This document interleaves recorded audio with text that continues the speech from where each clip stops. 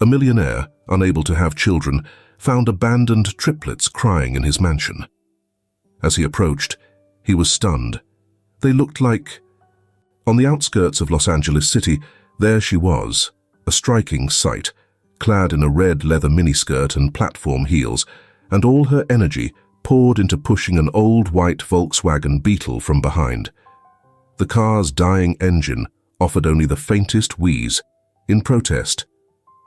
"Damn it," Mary muttered, caught between frustration and exhaustion, as the car barely budged a few inches before seeming to root itself to the ground. She paused, both hands braced against the vehicle, catching her breath. Amid the scorching heat and the echo of her own struggle, a thought surfaced from somewhere deep within her. It's not the weight of the car that drains you, but the resistance of the road and the loneliness of the hands doing the pushing. Yet, even in this effort, there's beauty, because it speaks to a soul that refuses to quit. Just then, the purr of an engine broke through her reverie. A green sports car, a Aston Martin Vantage V8, one of those machines that seemed more spaceship than car, pulled up effortlessly beside her. The window slid down with an electric hum, revealing a man with a perfectly groomed face, dark sunglasses, and a smirk brimming with smugness. "Think some spinach could turn you into Popeye?" he quipped, his laughter engineered to sting. She turned slightly, her glare sharp enough to cut glass. "And you? Are you here to offer motivation or just show off your car while I burn calories? Thanks for the input. Car of the year." The man arched a brow behind his shades, spun the steering wheel, and parked the car gracefully on the side of the road. Stepping out, his crisp white shirt clung to him like it had been ironed directly onto his body. "Don't worry," he said, flashing a grin. "Today's your lucky day. I'm here to save you, since clearly mechanics aren't your strong suit, as a woman, of course. No need for those heels to suffer more than they already have on this road." She crossed her arms, giving him a once-over with a biting smile. What a relief. Nothing like a modern gentleman to remind me of my incompetence while swooping in to save the day. As my grandfather used to say, help that humiliates isn't help. It's just an excuse to feed someone's ego. He ignored her jab, chuckling as he strolled to the front of the Beetle. With an over-the-top flourish, he popped the hood like he was unveiling the mysteries of the universe. It must be some mechanical nonsense, probably a beast to you, but a piece of cake for me. "Sure, seeing is believing," she replied, with a tone that dripped with sarcastic applause.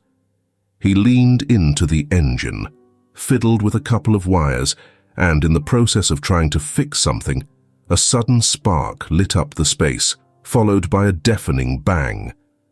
A dark cloud of smoke billowed out, swirling like his now bruised confidence. "Oh my God, what did you just do? You know what my grandpa used to say?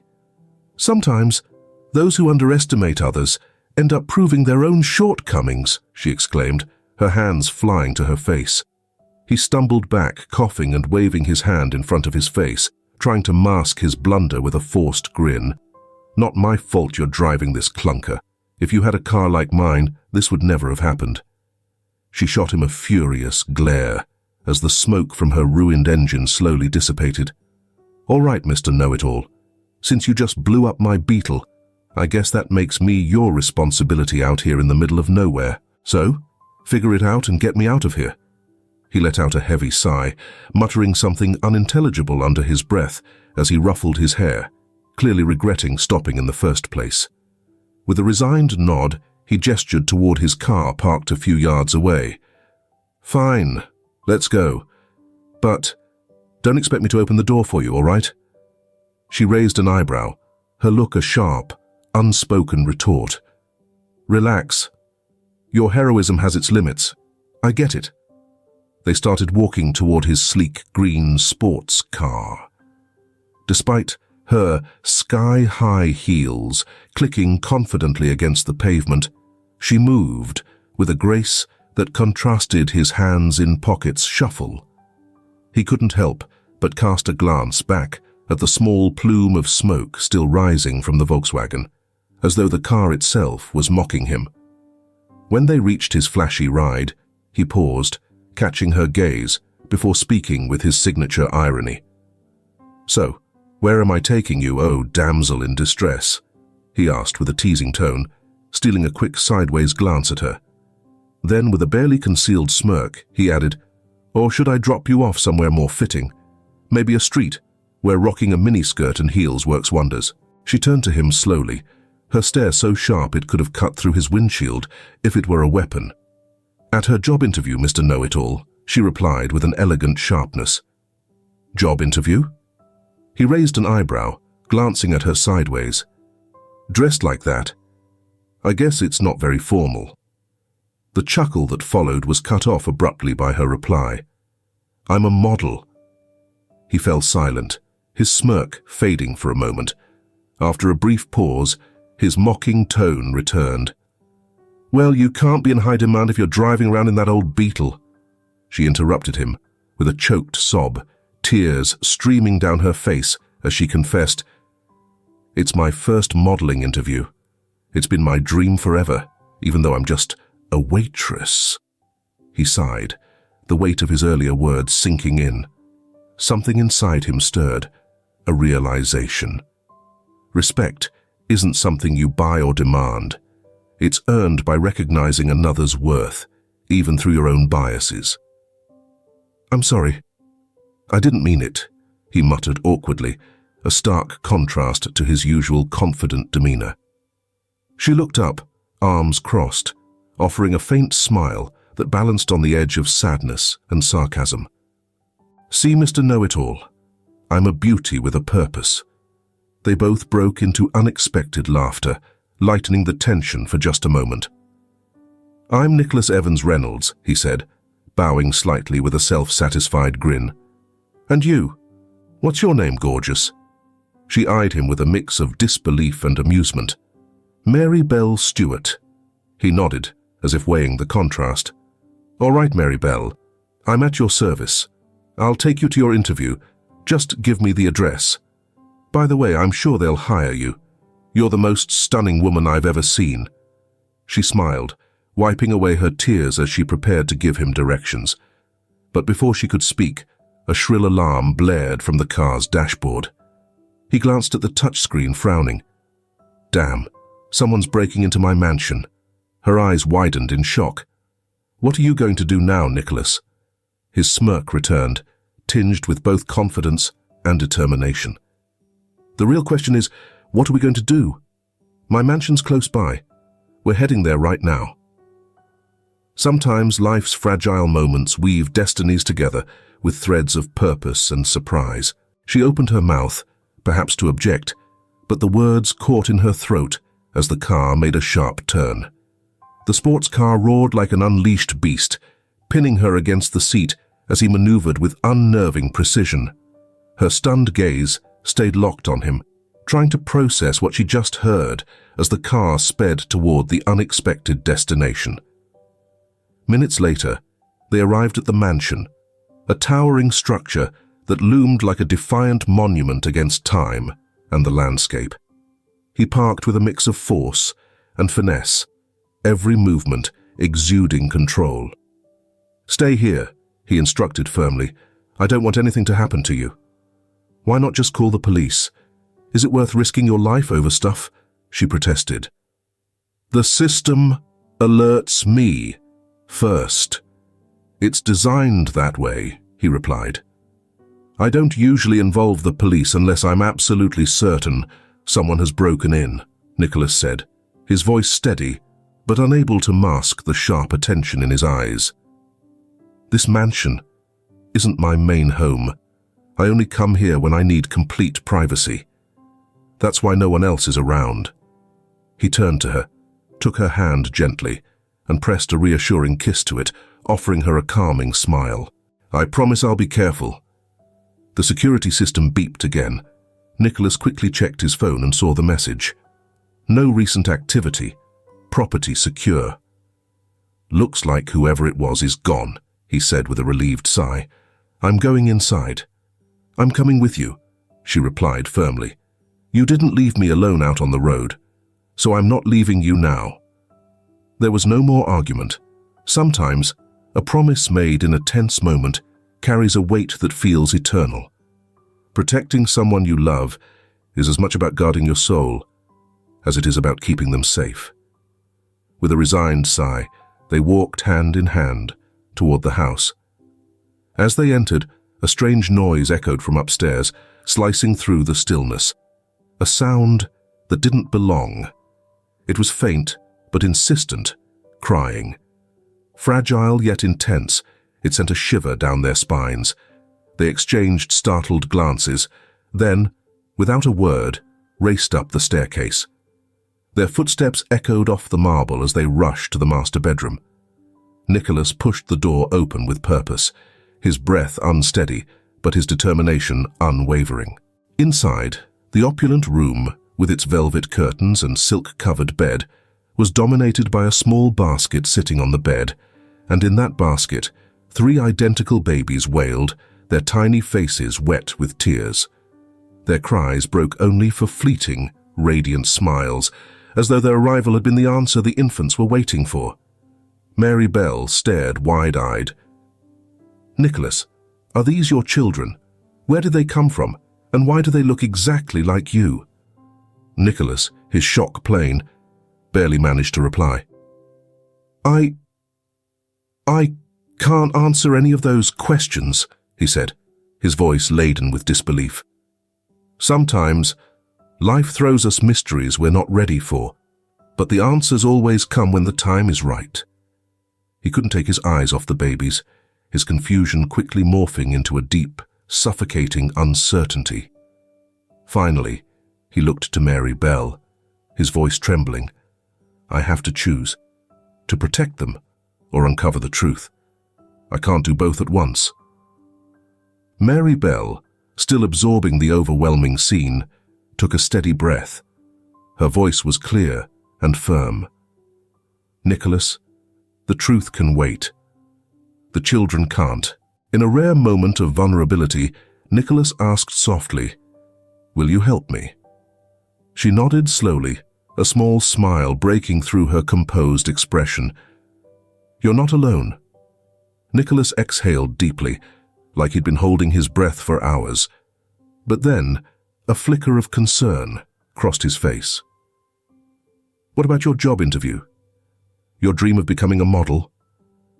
Mary Bell crossed her arms with a calm yet resolute look. "The skirt and heels will still be there tomorrow. There will be other castings later.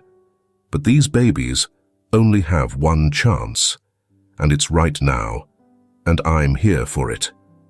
With a small nostalgic smile, she added, "Like my grandfather used to say, sometimes the bravest thing you can do is pause your own dreams to share your strength with those who need it most."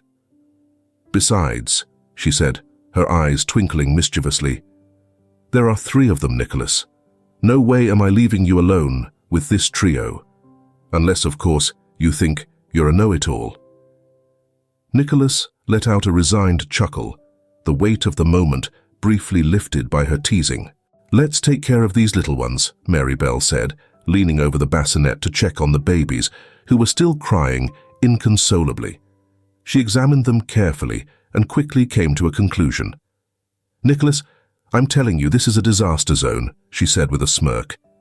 "These diapers need changing ASAP."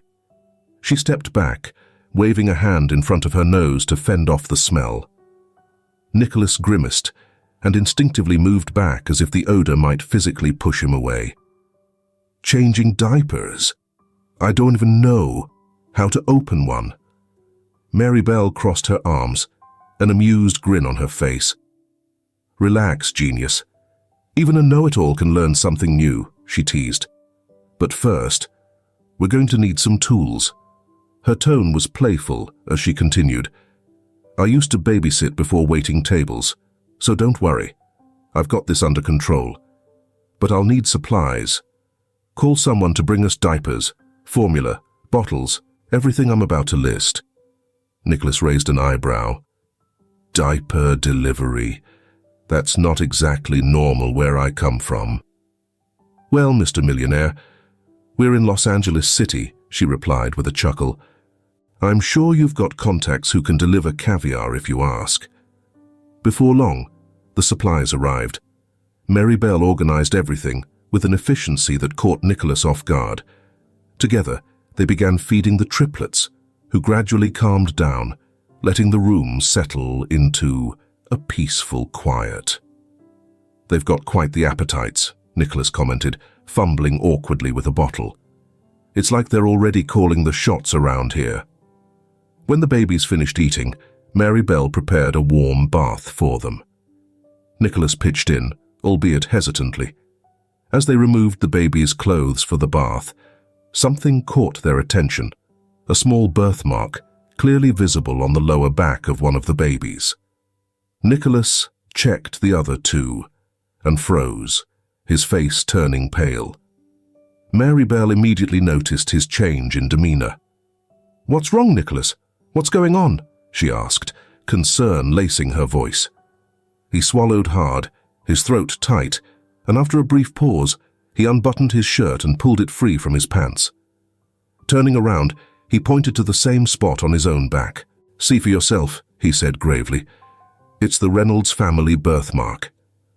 Mary Bell gasped, covering her mouth in disbelief. "So, there's no doubt. They look just like you because they are yours," she said softly. "Well, Nicholas, it looks like you got a woman pregnant, and she decided to drop your kids off at your mansion," she added with a playful smirk. Nicholas's expression darkened, his features hardening into a serious, almost stoic mask. "That's impossible," he replied, his tone tense. Mary Bell raised an eyebrow, clearly catching on to his shift in attitude. "Impossible? What, did you use some foolproof protection method?" she asked with a sarcastic grin. Nicholas kept his gaze fixed downward for a moment before speaking. "Why am I sterile?" His words hung in the air, raw and unguarded. Mary Bell froze, her lips parted as though searching for a response that wouldn't come. Silence settled heavily between them. Sterility isn't just a physical condition. It's a test of the soul, she thought, forcing people to confront the uncertainty of their legacy and the fragility of their beliefs. Still absorbing Nicholas's confession, Mary Bell exhaled deeply, as if trying to bring order to the whirlwind of thoughts in her mind. She lifted her eyes, her expression firm with determination. "We need to check the footage. Maybe you'll recognize whoever brought them." Nicholas shook his head. "Let's bathe the babies first. Once we're done, we'll deal with that." His voice was steady, though tinged with the weariness that clung to him. Mary Bell hesitated, but eventually nodded. The vulnerability of the tiny infants demanded their immediate attention. In caring for the small and fragile, they found the essence of something greater. Protecting, even amid uncertainty, was an act of faith. The two worked together, though Nicholas's awkwardness stood in stark contrast to Mary Bell's ease. "Nicholas, it's not fine china. It's a baby. He won't break."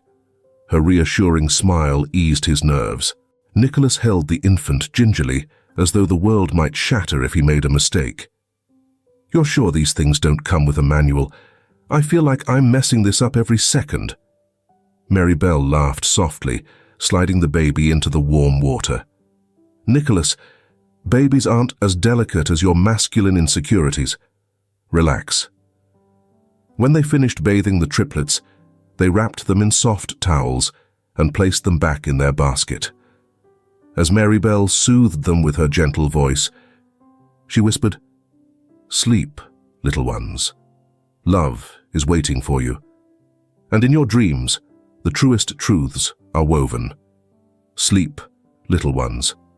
The sun rests now, and the night cradles you in the moon's loving arms." Later in the security room, Nicholas powered up the screens. The bluish glow illuminated their faces as the most recent footage began to play. They watched as a woman in a dark hood and scarf nearly concealing her entire face, moved quickly toward a side entrance. She carried the basket with the triplets in her arms, her movements brisk but deliberate. The recording showed her crossing the lobby with practiced precision before heading upstairs. For a brief moment, she disappeared from one camera's view, only to reappear at the entrance to the main bedroom. Gently placing the basket on the bed, she did something unexpected. She retrieved a document from her bag and held it up to the camera. Nicholas and Mary Bell instinctively leaned closer to the screen, straining to decipher what she was showing. The large paper bore a bold header: Pure Love Fertility Clinic, Donor Registry. The clinic's logo was clearly visible beside the text. "What the hell?" Nicholas muttered, narrowing his eyes as he tried to process what he was seeing. The woman held the document steady for several seconds, as if ensuring the camera captured every detail. Then, with the same calculated movements, she exited the room. "Do you know that clinic?" Mary Bell finally broke the silence. Nicholas didn't answer right away. His eyes remained glued to the screen, as if the images might somehow offer him more answers than they already had. Clarity can be just as terrifying as darkness when it shines a light on the corners you'd rather not see.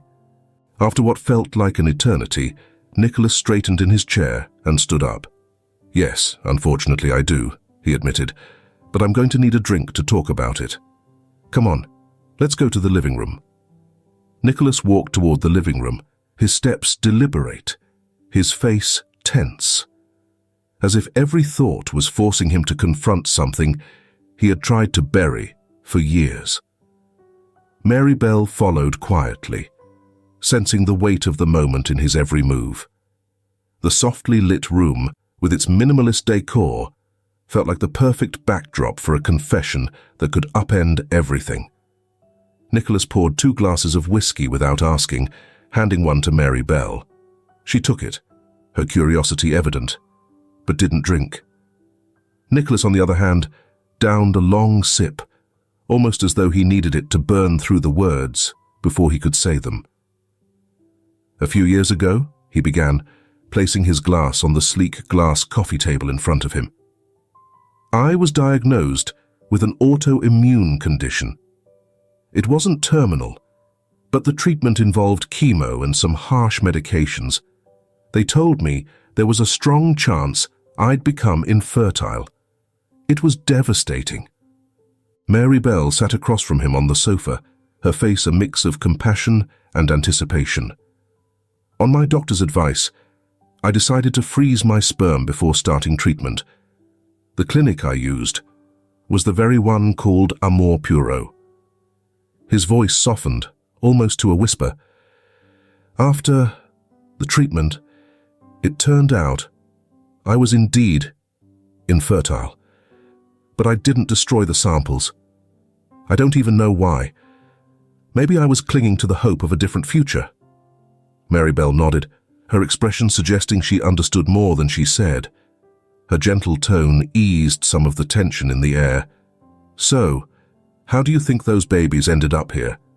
Nicholas exhaled deeply, rubbing his temples as if trying to piece together a puzzle with missing pieces. Finally, he looked at Mary Bell, his face a mix of disbelief and anguish. "It must have been an accidental implantation, a mistake at the clinic. My sample must have been used in the wrong procedure without the woman knowing. Maybe she wanted children with a specific donor, maybe even her partner.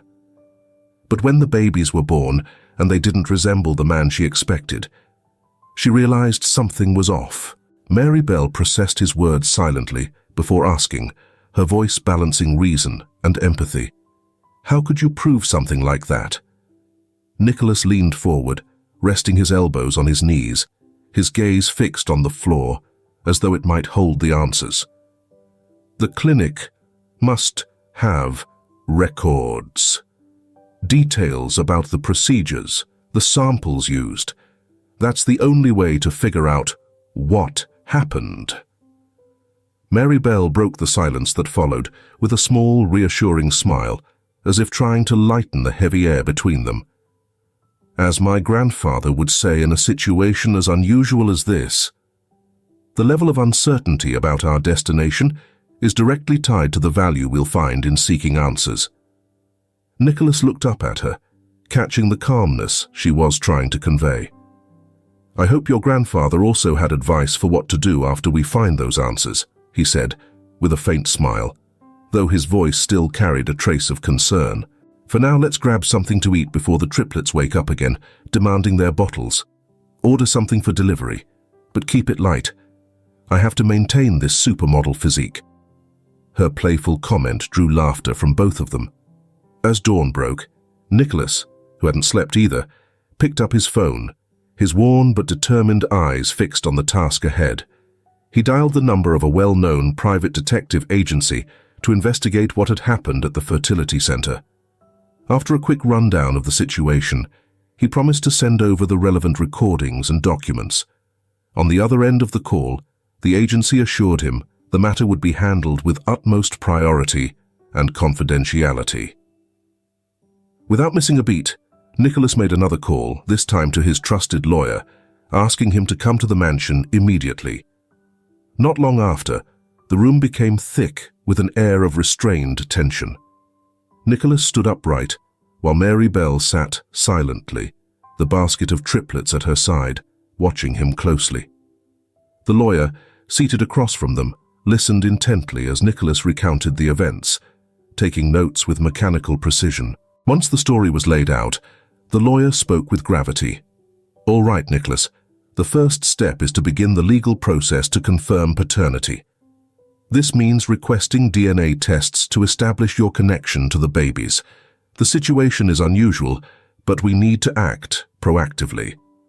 Nicholas frowned. Proactively? What does that mean? Because the babies were abandoned on your property, we must notify the authorities immediately, the lawyer explained. Nicholas nodded slowly, trying to process the implications. So I have to inform the police? Nicholas asked, his voice heavy. The lawyer confirmed with a nod. At that moment, Mary Bell, who had remained quiet until then, spoke up, her voice soft yet firm enough to command attention. I don't know why, but I feel like human laws often go against the true spirit of justice, the kind that doesn't need rules to protect what's right. Her words hung in the air, echoing in the space between their legal arguments. Nicholas looked at her, clearly moved by her perspective, while the lawyer paused mid-note, sensing the weight of her sentiment. Nicholas exhaled deeply, running a hand through his hair, ruffling it in a gesture of exhaustion. The forced calm that had settled over the room was shattered when the sound of patrol cars pulling up outside the mansion broke through the tension. The blue and red glow of the lights seeped through the windows, painting the walls with a pulsating radiance that seemed to breathe with each rotation of the sirens, though they were now silent. Nicholas sprang up from the couch, his face a mix of disbelief and panic. Mary Bell, clutching the basket in her arms, pressed her lips together tightly, holding the babies as if her embrace could shield them from the inevitable. The front door burst open with a sharp crack, and two officers, accompanied by a social worker, strode in with purposeful steps. Mr. Reynolds, one of the officers addressed, his tone calm but heavy with authority. We're here to take custody of the children until their legal status is resolved. Nicholas stepped forward, his body rigid as if trying to physically bar their way. The social worker, a middle-aged woman with kind but weary eyes, raised a hand in a placating gesture. We understand how difficult this is, Mr. Reynolds, she said softly, but until paternity is confirmed, the children need to be in institutional care to ensure their safety.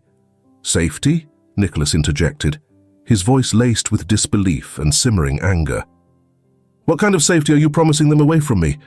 They were abandoned here, with me. I'm all they have right now. As if sensing the rising tension, the triplets began to cry, their piercing wails shattering the silence like glass crashing to the floor. Mary Bell instinctively rocked them, her eyes glistening with unshed tears. "Sir," the other officer cut in, his tone sharper, "this isn't up for debate. It's a legal procedure."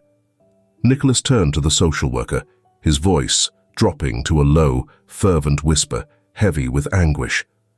"Look at them. They're just days old. Do you really think separating them from the only people caring for them is right? Is that what justice looks like?" Mary Bell's voice cracked as she hugged the babies tighter. "You don't understand what you're doing. These babies don't need a cold, unfamiliar place filled with strangers. They need love, warmth. Please." The social worker hesitated, her gaze falling on the triplets, whose desperate cries filled the room. But after a brief pause, she sighed heavily and extended her hands toward Mary Bell. "Miss, I don't want to cause you more pain, but we have to follow protocol." Mary Bell stepped back, as if her resistance could stop what was coming. Nicholas stood beside her, his eyes burning with barely contained fury. "Listen to me," he said, his voice trembling with emotion yet firm. "I'll do whatever it takes to prove these children are mine, but if you take them from here today, you're condemning them to suffering they don't deserve." The silence that followed was suffocating, broken only by the echo of the baby's cries reverberating off the marble walls. Nicholas cradled the basket, holding the triplets with a gentleness that belied his tense frame and clenched jaw. He stepped toward the social worker, stopping halfway. "I'll do whatever it takes to fix this quickly," he said, his voice filled with a steely resolve, aimed as much at the system as at fate itself. The social worker nodded regretfully and took the basket. The babies continued to wail as they were carried toward the door. Nicholas and Mary Bell stood motionless, watching as the red and blue lights played across the tear-streaked faces of the infants before they disappeared into the night. When the door closed, the silence in the room became unbearable. Nicholas sank back onto the couch, running his hands over his face as if trying to erase the scene they'd just witnessed. "This isn't over," he murmured, his words barely audible in the vastness of the mansion. "Does this interesting story remind you of a lovely relationship of yours? Why not comment the first letter of their name so everyone can guess? Then, we will continue listening." Mary Bell stepped closer, placing a hand on his shoulder. Her touch was light, but carried all the strength she had left. "You're not alone, Nicholas. Don't forget that," she said. Nicholas turned to her, his voice breaking. "Please tell me what your grandfather would say right now." Mary Bell replied softly, "My grandfather would say that adversity is the forge where brave hearts are shaped, no matter what is taken from your hands. As long as love remains in your soul, every battle lost will be a step toward winning the most important war. Never let despair stop you from fighting for what's right." He hugged her tightly, their tears mingling, and then said with determination, "Come on, Chickalinda. It's time for a shopping spree. We're getting you some new skirts. You can't keep wearing the same clothes, and I won't let you leave my house. I need you here with me." She asked innocently, "Why skirts of all things, Mr. Know-It-All?" "Because your legs are the only thing that can take my mind off the pain in my heart," he replied, the words slipping out like a confession. She kissed his forehead and gave him the warmest hug. The luxury boutique sparkled with soft lights that highlighted the elegance of each outfit on display. Nicholas sat comfortably in a plush velvet chair, watching Mary Bell as she flitted in and out of the fitting room. Each time, she appeared in a new ensemble of skirts, blouses, and high heels. "How does this look?" she asked, stepping out in a sleek black skirt paired with a red blouse that hugged her figure perfectly. She twirled gracefully, letting the fabric flow with her movements. Nicholas smiled wide, resting his chin on his hand, like a judge at a runway show. "You look stunning," he said softly, his voice carrying a note of genuine admiration. "You're my favorite model. You're on the cover of the magazine, In My Heart." She laughed, brushing it off as a joke, and returned to the fitting room to try on another outfit. From his seat, Nicholas watched her with a mix of tenderness and relief. For a moment, the weight of recent events seemed to lift. Later, they headed out to lunch at a restaurant.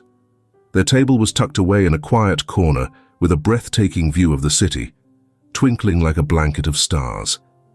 Mary Bell was savoring a plate of pasta when she suddenly looked up, her expression a blend of surprise and embarrassment.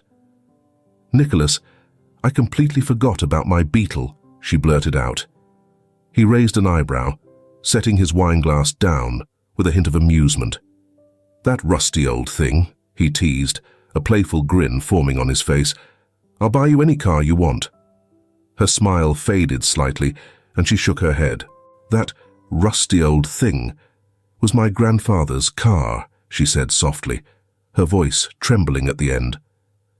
The words hit Nicholas like a wave, leaving him silent for a moment. He looked down, his throat tightening, before lifting his gaze with a newfound determination. "I'll take care of it right away, Swan," he said firmly. Nicholas spoke with determination. "I'll make a call and send a tow truck to take it to the best repair shop in town. I want them to restore it and make it look brand new." Mary Bell looked at him with a mix of gratitude and surprise. A warm smile spread across her face as she tilted her head slightly toward him. "Thank you, Nicholas. You're such a wonderful human being." "And a know-it-all," she added playfully. "My favorite know-it-all. Indiscretion may echo the impatience of a heart, but it's also the spark that can ignite authenticity, allowing us to understand each other better." They both chuckled softly. The camaraderie between them felt natural, as though they'd always been part of each other's lives. As they walked toward the car, Nicholas turned to Mary Bell. "How about a walk? I need to clear my head." Mary Bell smiled, a smile so radiant it could light up the darkest night. "Of course," she replied gently. They strolled through a nearby park, and almost instinctively, Nicholas took Mary Bell's hand. She blushed, but didn't pull away. Suddenly Nicholas's phone buzzed. "It's the detective," he announced, putting it on speaker so they could both hear. The detective's voice came through, clear and to the point. "Mr. Reynolds, the clinic has agreed to provide the records related to your sperm sample. However, there's a condition. They require you to waive any intention of filing a lawsuit against them in the future. If you accept, we can proceed."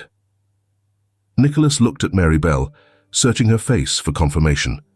She nodded softly, her support evident in her eyes. "Do what needs to be done. Proceed immediately," Nicholas said, his tone firm and resolute. He ended the call, and with a sigh of relief, resumed walking alongside Mary Bell, still holding her hand. That simple gesture seemed to ground him in the midst of the chaos. "Your grandfather would probably have a saying for all of this, wouldn't he?" Nicholas asked, smiling faintly. "Of course," Mary Bell replied, laughing. "I memorized all his lessons as a child. It was his greatest legacy, apart from the beetle, of course." She added with a laugh, "A child born through science carries not only their parents' legacy, but also the memory of a faith bold enough to challenge the boundaries of time and nature." A few hours later, Nicholas's mansion felt quieter than ever. The absence of the triplets, taken by the authorities, left the grand home feeling hollow despite its opulence. Nicholas and Mary Bell sat together in the living room, sadness cloaking them like a heavy blanket. The silence was broken by Nicholas's phone ringing. It was the detective again. "Mr. Reynolds, we've confirmed everything regarding the clinic's case." The detective's voice was steady and clear. They admitted to an error in implantation. Your sperm sample was mistakenly used for a patient who intended to conceive children biologically, hers and her husband's, who is African American. When the triplets were born and clearly Caucasian, the mistake became obvious.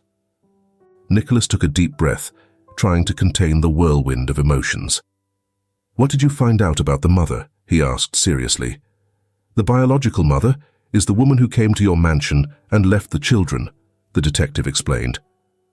"Our investigation shows she was outraged by what happened. It seems she decided to leave the triplets with you and fled the country with her husband that same day to seek assisted reproduction in Europe. It doesn't appear she has any intention of returning or getting involved in the case." After ending the call, Nicholas immediately called his lawyer to relay the update. "Nicholas, this changes things in our favor," the lawyer said. "With the biological mother out of the country and no custody claim from her side, the case now revolves solely around proving they share your DNA, that you are their father." Days later, Nicholas's office felt unusually cold. Standing in front of Mary Bell, who wore a stylish new skirt, Nicholas clasped his hands tightly together, his knuckles white with tension. "Are you not going to open it?" she asked softly, her voice barely more than a whisper, breaking the heavy silence in the room. Nicholas shook his head slightly, his eyes fixed on the envelope, as though it might explode with the slightest touch. "It's strange," he finally murmured, his deep voice trembling ever so slightly. "I've faced meetings with CEOs, lawsuits that could have destroyed everything I built. But this terrifies me." Mary Bell stood up slowly, moved closer, and placed a steady warm hand on his shoulder. "Nicholas, whatever is written on that paper, it doesn't change what you feel for them. That's already clear in how you've looked after them, how you've cared, and how you're still fighting for them now. Like my grandfather used to say, laws and papers may change, but what you build with your heart and hands lasts forever." Nicholas looked up at her, searching for strength in her gaze. Taking a deep breath, he finally picked up the envelope with trembling hands. The sound of tearing paper echoed loudly in the room, each rip amplifying the tension in his chest. He unfolded the document carefully, his eyes scanning the printed lines with a speed that betrayed his effort to remain calm. Suddenly, his hand froze, the paper shaking visibly. "What does it say?" Mary Bell asked, her tone filled with anticipation, but careful not to push him. Nicholas let out a sharp exhale, as if he'd been holding his breath the entire time. After closing his eyes for a moment, he reopened them, and an unexpected spark of emotion lit up his face. "They're mine," he whispered, the words quiet, but carrying the force of thunder. Mary Bell raised a hand to her mouth, tears spilling over, as she stepped toward him, collapsing into his arms. "They're my children," Nicholas repeated, his voice now steadier, letting the truth sink deep into his soul. There's no doubt. The paper slipped from his grasp, fluttering onto the table as they shared an embrace stronger than any they'd ever known. There's no greater certainty than knowing what is given from the heart can never truly be taken away. A month later, Nicholas stood by the window, staring out at the horizon, as if trying to fully grasp that what he had fought tirelessly for was now finally within his reach.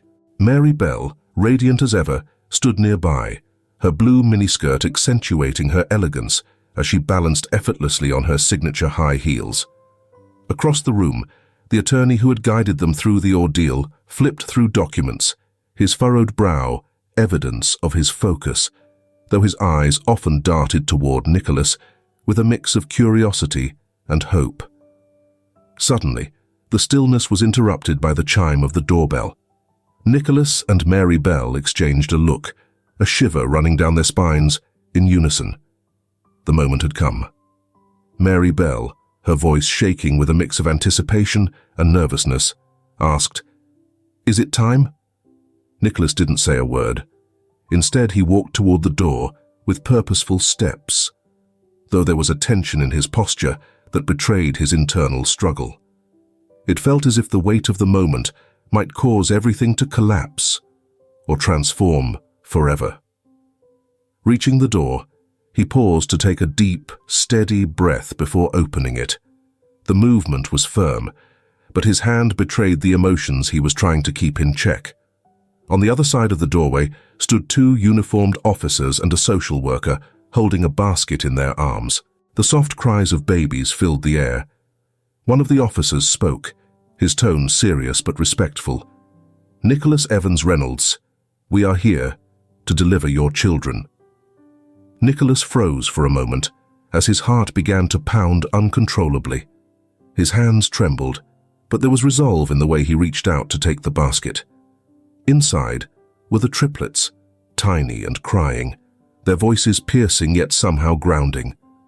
The moment their small bodies were placed in his arms, Nicholas felt as though the entire world had stopped spinning. Overwhelmed, he stood still as their cries softened, sensing the warmth and security of their father's presence.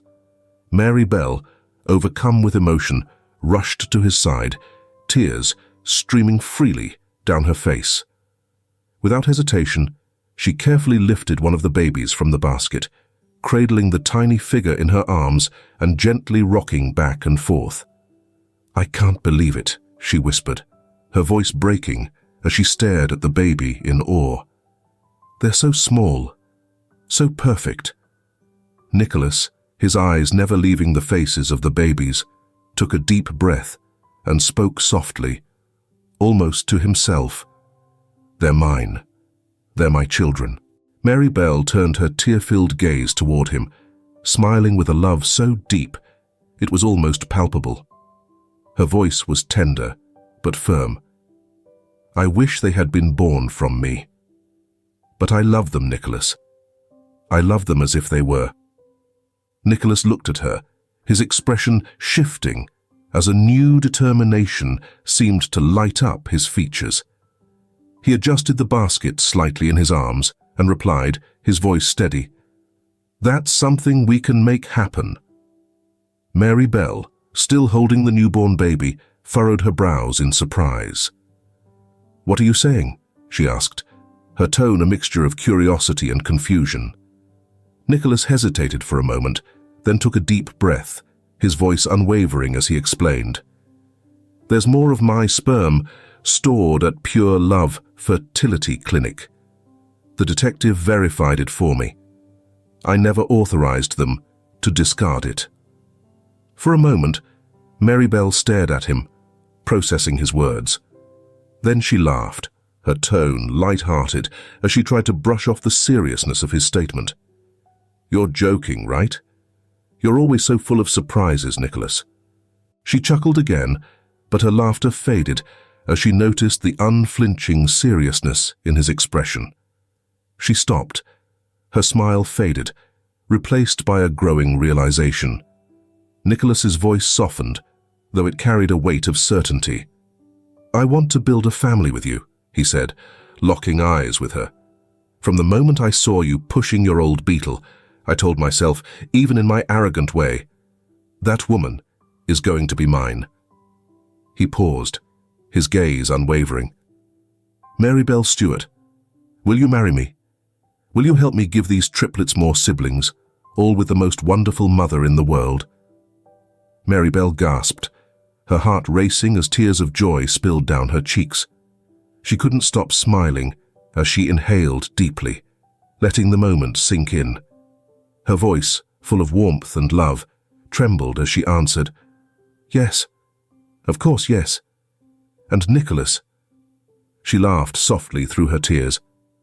"When I saw you pushing my car that day, I thought to myself, that handsome, cocky guy is going to be mine, even if I have to hike up my miniskirt just a little."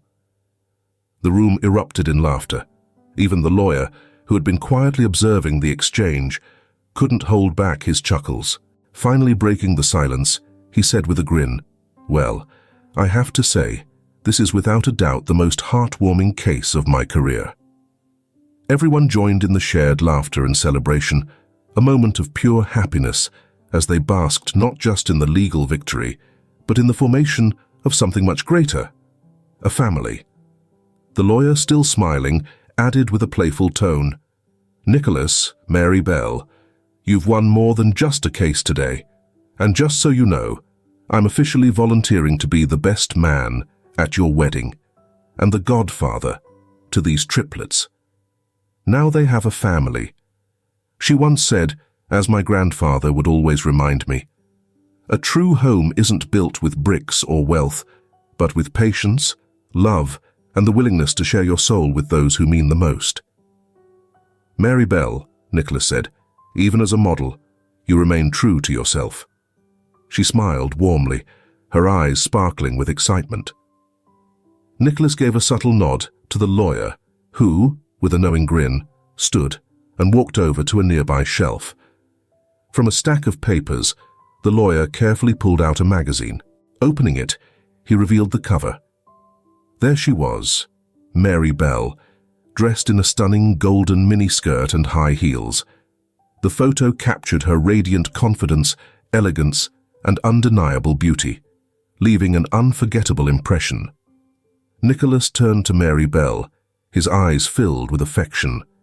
In a tender tone, he said, "I wasn't joking when I told you that you're the cover model of the magazine of my heart. I own Fantasy Magazine, the most prestigious publication in the city, even across the United States. You, Mary Bell, are officially our star model." Completely taken aback, Mary Bell couldn't stop the tears from welling in her eyes. With a beaming smile, overwhelmed by emotion, she spoke with heartfelt sincerity. "Now, I want to be your pregnant model for the most successful edition of your career, my love." Nicholas looked at her, his happiness shining in his gaze. Each held the vision of their shared future, one filled with joy, love, and family. With triplets on the way, and their lawyer witnessing the scene with a grin, their bond solidified, not just professionally, but in the unbreakable commitment they had made to each other and the new life they were building together. If this film touches your heart, leave your mark with a like. And don't forget to subscribe to our channel to explore more meaningful stories with us. Share your feelings with us and tell us your own stories. Every word you share is a building block that helps create our strong and enduring community. Together, we'll create a warm space where everyone can share and connect. Finally, don't miss the incredible stories coming your way soon.